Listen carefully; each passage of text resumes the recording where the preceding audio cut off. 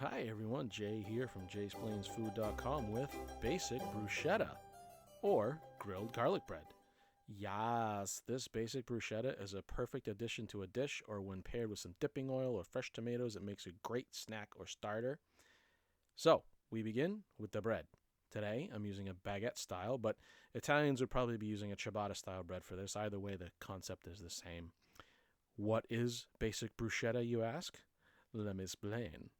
When you see bruschetta on the menu in the good old US of A, you're probably thinking it's bread with like chopped up tomatoes and garlic and basil mixture, kind of like Italian salsa. In Italy, bruschetta is just grilled bread, which is basically what this recipe is about.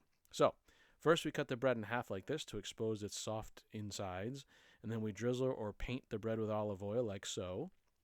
What is olive oil, you ask? Let me explain. Olive oil is the oil that comes from olives when they are pressed, and it has been around for thousands of years. Olives were originally found and cultivated in the eastern Mediterranean part of the world and used as lamp oil, but eventually people figured out that you could eat it too.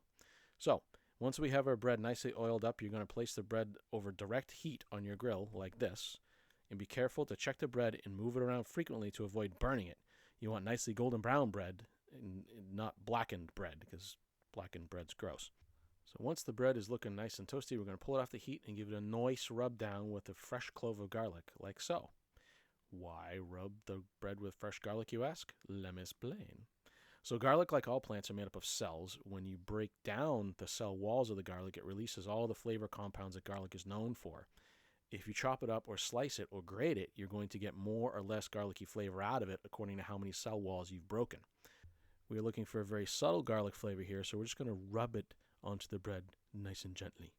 And once you've rubbed your garlic, go ahead and slice up the bread and serve it up.